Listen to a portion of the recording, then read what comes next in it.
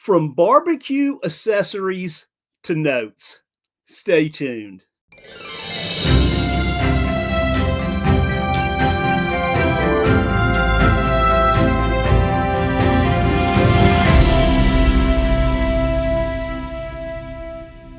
Welcome to this week's edition of NoteSchool TV, episode 231, and we are glad to have you today. And yes, we have an amazing guest today, so we'll get to that in just a minute. But before we do, let's take care of some housekeeping. Number one, make sure and like this episode. Yes, please, it takes a millisecond to just click that like button.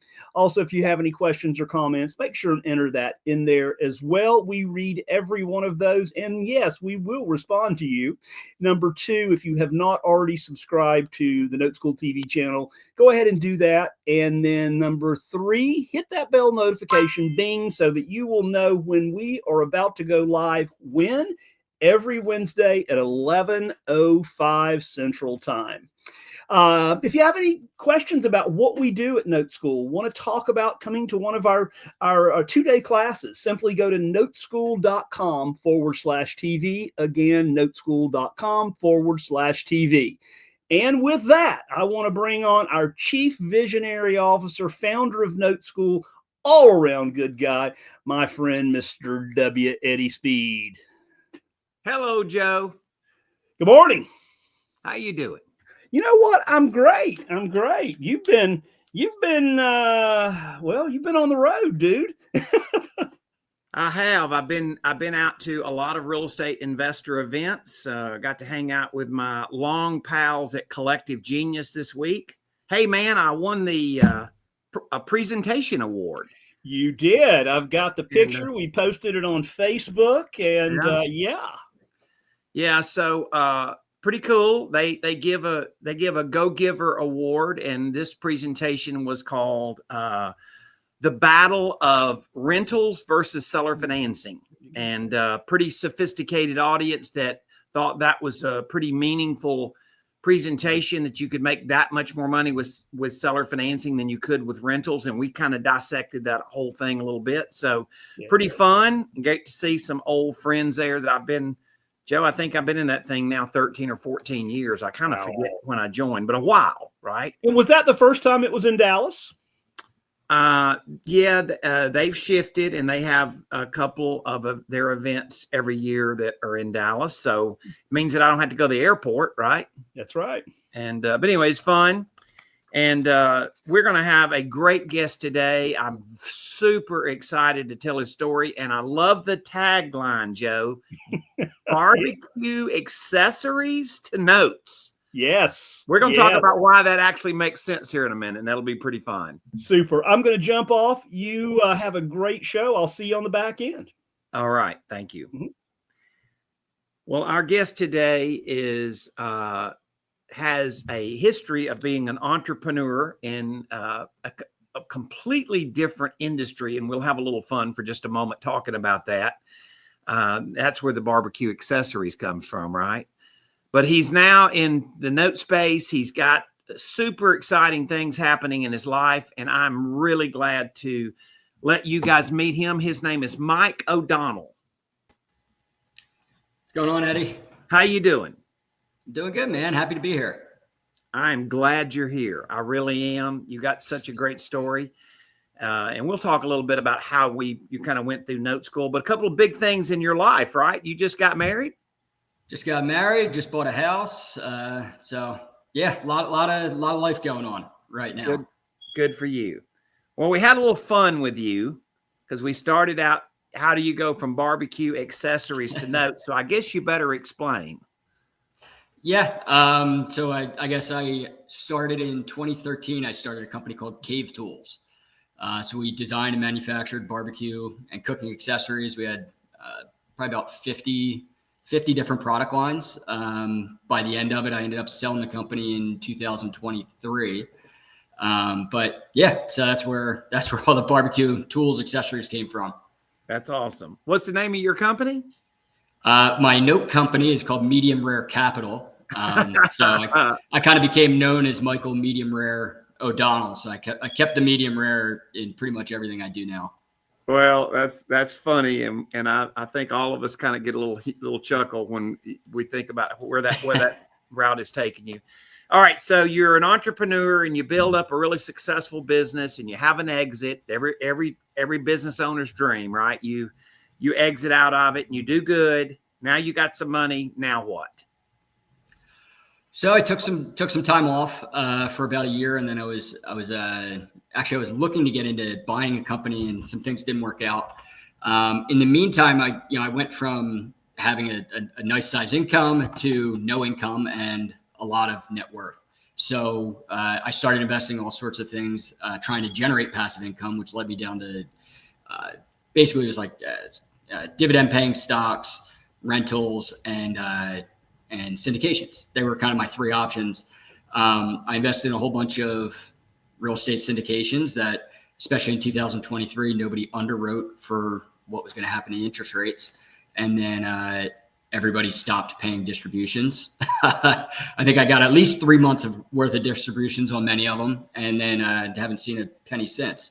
So I took about a year off, and then a buddy of mine told me how to, he kind of taught me how to buy and sell mobile homes on a note. So that got me interested in the note space. I didn't really know you could invest in notes, but the whole idea of selling and becoming the bank and getting the passive income, that, really, really interested me. So you actually were seller financing mobile home and land. Actually not mobile home and land, just mobile. Chattel in mobile home communities. Yeah. So that's very interesting. Some of the guys that, I don't know that you pioneered it. My father-in-law was financing mobile home onlys, in the 70s. And that's what first led him to get in the note space. And he introduced me to it. Right. So that's pretty funny, but that's the truth. Cause he had a mobile home park. So it's been around a long time. And then, and so, a friend of mine, an old friend of mine. Yeah. My aunt, Wendy Sweet and Uncle Bill Fairman, they both actually recommended you to me. So, they saw me, working, buying these mobile homes, renovating. They said I was working too hard to be creating all these notes. They said, if you want to get into the note business, then you got to go to Eddie Speed. You got to check out NoteSchool. That led me to the 3-day class. I want to say that was September 2024. So not too long ago. And I joined sometime in October. Well, yeah, they are long friends of mine. They live in Charlotte. They're hard money lenders, very credible folks, good long friends of ours. And I appreciate the referral. You're not the only one they've ever referred. They believe in what we do, and they believe that we've got a process. So it's funny, like when I first met you, and I remember you came into the class. By the way, we've got our class cut down now to 2 days, right? There you go. So we've really our team spent a huge amount of time really figuring out what we could cut out and not lose the content, but just do it more efficiently. And you'll have to come back and revisit us. I think you'll like it. But I remember when we first met, you came into the class, introduced yourself, told me you knew Bill and Wendy, and we talked about that a little bit. And it's always curious to me, like what journey leads somebody to where you are. And I know I have a lot of friends in the commercial real estate, multifamily, storage facility, syndication business, a lot of long industry friends. So I'm not trashing the industry, but I'm just saying, particularly in the multifamily thing, it's, we've been kind of calling the ball on that for about 2.5 years. So sadly, it doesn't shock me that what you experienced, right? Yeah. There's a lot of that out there. And we've heard that countless times with people that show up at Note School. I tell people the thing about notes is this, Mike. With a syndication, you don't have to work, but you lose control. With a rental, you have control. You just have more control than you want. With a note, you have the work of a syndication, but the control of owning the investment. I like that. Yep. And that's kind of what we talked about when we met, right? We talked about where you'd been and stuff. So very exciting. You just got married. You got a new house. You got a lot going on in your life. Very, very, very excited for you. But you've already started down the road. You've already bought some notes. Yeah. I guess since October. So it's only been, 5 months? Is that my math correct there? I bought a partial and a full note from Colonial. And then I ended up self-directing my IRA, and I just bought a 180 month partial in that as well. So I'm up to 3 notes so far. That's awesome. So glad to hear that. What attracted you to notes? I mean, definitely the passive income side of things. I'm sure a lot of your readers have played Cash Flow 101. It's the Robert Kiyosaki game. And I love playing that game with family and friends because it just teaches so many different, lessons about money that like the majority of people never ever learn or understand those concepts. And the main concept of that game is really that once your passive monthly income exceeds your monthly expenses, then you're free from the rat race. Now, I think a lot of that game was built around rentals, and the reality is rentals are not super passive, right? There's a lot of work involved. And, once I kind of dug into the math and really started to understand notes, I think there's really no better investment vehicle to achieve those passive income goals than notes. So that's really what got me into it.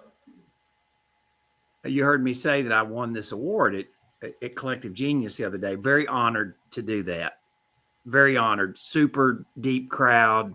Very honored to feel like I can have a give back to a group like that, or any group. But one of the things that I said in that presentation is I talked about why rentals, what happened to rentals, why were rentals such a good deal, and now all of a sudden it didn't become a good deal. And the answer is really a couple of variables. One of which is houses doubled in value, but income went up income is settled in across the country at about a 20% increase, right? Well, rentals didn't, your rent didn't double, right? So your asset's not making the money it should make, right? And then expenses went up by about 50%. So think in terms of rents went up by 20%, but expenses went up to 2.5 times that. And that's what happened to the market. So people didn't do anything wrong. The inflation changed the rental model, right? So a lot of people now show up and look at notes and stuff. And so I want to kind of go back. I think your experience is a lot like a lot of people in our audience would be, right? You had a concept of notes and you showed up at a class. Your aunt and uncle said, "Hey man, go do this. Like this is a thing. Go see what these guys do." I don't know if you remember this actually, Eddie. The first day of class, I was working on a mobile home park deal to buy a mobile home park. And I got under contract to buy a mobile home park. And we sat down for breakfast the one day. And after talking to me, because I had zero real estate experience, even the mobile home stuff, like I have guys that do the work. I'm not actually very handy at all. And you looked at me and you said, "You're not a real estate guy, Mike. You're asset agnostic. All you care about right now is the money because I want to get back to that income." And, once I looked at the numbers and stuff like that, I said, buying this mobile home park is going to be a lot of work for the amount of money I'm going to generate. I could get probably a better return on its face just by investing in notes and then going about living my life. Yeah, I forgot about that. I absolutely remember that. And I started out the conversation by saying, "Hey man, I'm really kind of stepping over the line here. I may not have any business to tell you this, but I'm pretty experienced in a lot of aspects of real estate related investing. And you're digging off into something that you just don't really have a lot of experience with. And some of the smartest people in the world right now, because of the economy, are really struggling with similar investments, if not identical investments." And you listen. I mean, I appreciate that. I had forgotten that. Great advice. It was actually incredible advice that it was very impactful, clearly. So I tell people that you can own 1,000 notes or 55 rentals for the same amount of work? I think that's true. I want to talk about the class. I want to talk about as we got into the class and we started unfolding, buying a note and using various financial modeling strategies and stuff. I want to kind of go back and look at that moment and let you describe to us a little bit of like what it looked like to you. Yeah, I mean, so like I was getting into this whole selling on notes and generating notes, right? So I understood it and I understood the math, which was like incredible. But I was just kind of figuring it out. So I never really understood it on the level that you guys explained it at. I mean, you laid it out real simple and I've never verbalized it before, I guess I would say, until I went to the class. So if anything, for me, it was validation. It was like, okay, everything I'm doing is right. I just need a little more direction to do it properly and professionally, because I was kind of just winging it at that point. Yeah. Were you, when I did the class layout of taking a rental property and then seller financing the identical property and the difference in the math, had you thought about that before? No, I had thought about rentals and I definitely knew I never wanted to do a rental. But I never quite understood the math and how that worked out. I'm very logical, like analytic brain. So it's easy when you lay the math out like that and you go, okay, like you can't really argue with it, right? It's just black and white. The rental is not going to perform the same way that the note's going to perform, especially right now with the way prices are and all that. We had a note school meeting somewhere around the first of the year. And because we used to say note school was a home for burnout landlords. And then we started realizing, well, wait a minute, we have a lot of people that have become really successful in the note school model that weren't actually landlords, right? They didn't even go down the landlord route. And you're one of those. Yeah. It just not even something you wanted to start. So it's funny, like, but everybody, because landlording is so much more common than buying notes, most everybody has considered landlording. Whether they've done it or they just thought about it, they've all kind of somewhat understand the modeling of it, or at least what they've been told the modeling is, right? Right. That's the default. If you're going to get into real estate, this is the way you make money and all of that. Even though they've probably never run the math to figure out what the cash flow is and how it actually works. Yeah. So one of the things in running a school for a very long time, we found out that people, to go be successful doing this, they have to find good notes and they have to have the confidence to evaluate good notes, right? That's the two critical things that they have to do, right? Let's talk about the first one. You found out that we have, within our membership, we have a deal where we can go find you notes. You don't have to buy our notes, but we will offer you notes that you can buy, right? And that accelerates it, because I'm pretty connected, right? I'm out there at all these big real estate investor groups and they're creating notes. So I'm connected with the audience that would bring us notes that would probably likely never find you, correct? Yes, absolutely. And then the second thing is, we've also figured out that we do the due diligence. Once again, you shouldn't just buy it based on what we say, but we spotlight the due diligence where you can evaluate, is this a good deal, and does it fit my investment, and does it fit my tolerance, right? I want to talk about how that felt when you started. You've now done 3 deals. What's that feel like as you're doing that? Yeah, I mean, I think the done for you kind of aspect of it was a huge part of me signing up with Note School. Because I realized, like, the whole other side of the business would be sending out postcard mailers and knocking on doors and jumping on phone calls. And especially as a newbie, my close rate would probably be nothing, right? So I'd be just blowing marketing dollars. It would take forever for me to even find my first note, at least a quality note, right?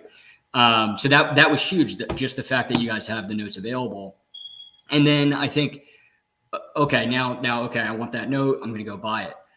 You could do as much training on videos, on phone calls, coaching as you want. But until you go through the sales process, I think you really don't know what you're doing. You kind of, there's still that aspect of like, you're figuring it out as you go.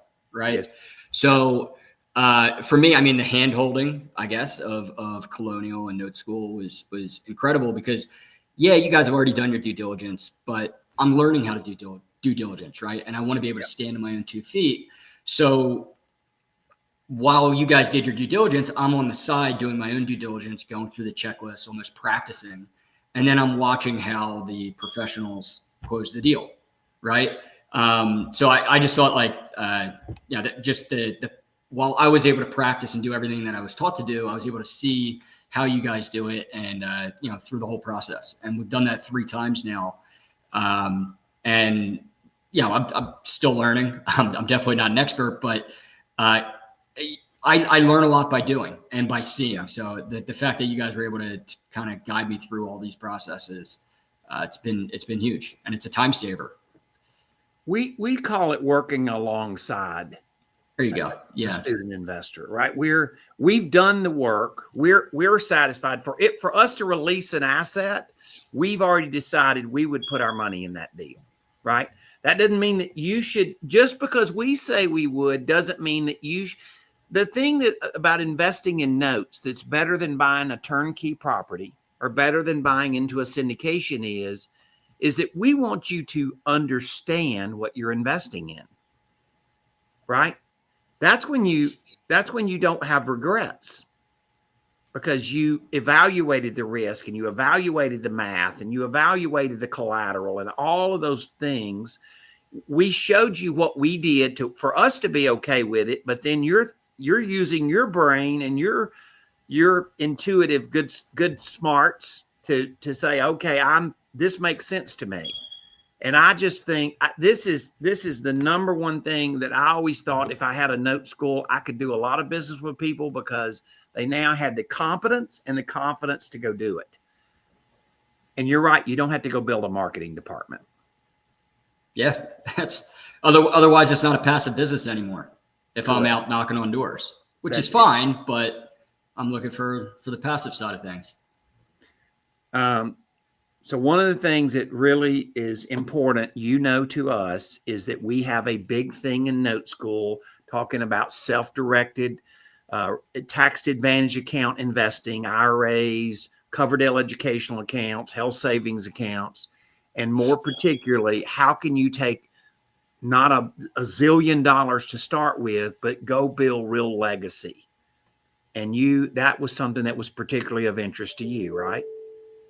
Yeah, absolutely. I think as an entrepreneur for so many years, right, I've just been around, and legacy became very important to me at a young age, even before having a wife and kids and all that stuff. Like, usually you think about legacy as you get older.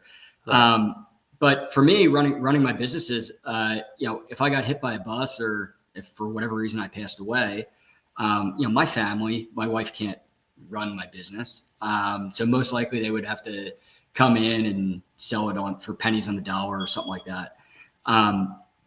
So legacy was just really important to me. And then for me, looking at this business, I'm like, okay, a notes business is very easy to pass on. There's not a lot of working parts, right? You got to do a little bit of work up front, but once it's going, if I passed away, that income is still coming into the bank account, and it's fixed, it's predictable. To me, that's like perfect for a legacy type of investment. And there's ways to structure it where you buy a note and then sell the front end of the note, which frees up some capital to go do a next deal.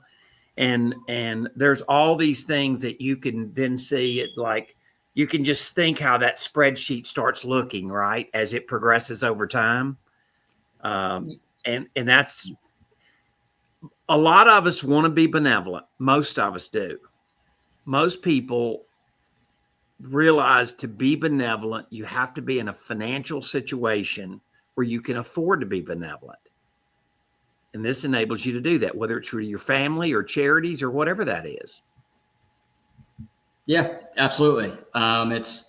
It frees up the financial freedom. If you know that your money is at work all the time, and like you said about selling the front end of the note or doing a pledge or something like that, you don't need millions of dollars to get started. You just need a little bit of money. You get your first note, and you recapitalize. You bring in investors, and everybody wins. So, all right. Here's the real question. We talked about going from an entrepreneurial business and having barbecue accessories and building up this terrific company and selling it, and then maybe investing in some stuff that if you had it to do over again, you probably would have gone straight to notes, right? Yeah, absolutely. But let's all get back to the why, because that's what really matters in life. Your why. What is that? Yeah. So, looking back, like I said, I just got married. So, looking at how I want to build my life and with my kids and all that, I think I was very, very fortunate to have married parents. They're still married, and they really prioritized us. They were at every sports game, every practice. I even joke, like up until high school, my mom would drive us to school every morning. And that extra 15 minutes just gave her quality time to talk in the car about what we were doing the next day or practice our vocab for a spelling test or something like that. I just looking back now, I just realized how important and how impactful that was on my life. And that's something that I want to take into my family here, right? That I just got married.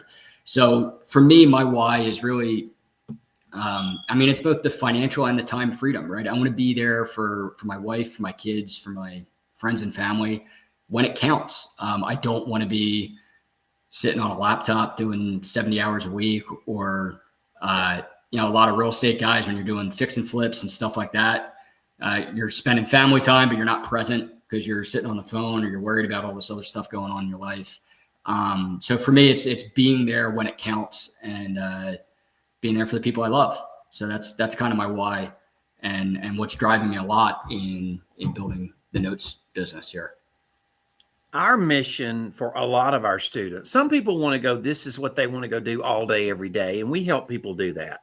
But more often than not, people are in the note business because they want a strategy, not a business. They don't want to go stand up a new business. They just want an investing strategy. And for those reasons, I'm really glad that we found you found us, because I'm very fired up to hear your story and where you're going. And congratulations on just getting married and a new house and a new investing strategy. There you go. Thank you. Joe, I'm going to let you come back in and close us up, sir. So, when we do these and I'm listening in the background, there's a couple of things that I pull out. I could talk another 30 minutes about things that you said that I could pull out and I go, yeah. Eddie, I want you to say one more thing that I've never heard you say before. And it was right at the beginning of the interview when you said you can invest in a syndication, you have no control, right? You invest in a rental and you have. So I'm not going to say that again, just so that everybody knows what. You know where I developed that at? I went to a doctor's convention. Right. I went to a doctor's convention back last year, and I heard a lot of stories similar to Mike's about I invested and I'm not getting a check. And so they started realizing that what was an automatic thing was not automatically so good anymore. Yeah. And so I said it to a couple of doctors, and it resonated so much. I just said, well, this is the life they've lived. You can invest in a syndication and you don't have to work, but you don't have any control. You can invest in a rental and you have control, but more control than you wanted, right? You can invest in a note with the work of being passive, work level of it being a passive investment. Mm-hmm. But you have control. That's it. And I just think a lot of people that have done other forms of investing, that's what they found with notes. And I think Mike's story is good. Mike's just good at telling a story, Joe. He is. And, Mike pointed out something there, and we'll close this up. And And, when he said, Eddie, I don't know if you remember this, but we sat down and we had breakfast and we talking. You got to have a conversation with people. So you never know how a dozen words put together is going to affect somebody's life. So remember what you say, and always say the right thing, right? So anyway, Mike, you're great. We appreciate you, man. Congratulations on all your accomplishments so far, and we look forward to a great future, man. Thanks, guys. Appreciate it. Yeah. So, well, there you have it. Wrapping up another great episode of NoteSchool TV. Thanks so much for being with us today. We will see you next week. And yeah, it's going to be the end of the month, and we'll be doing the monthly update again. So take care, and we will talk to you later.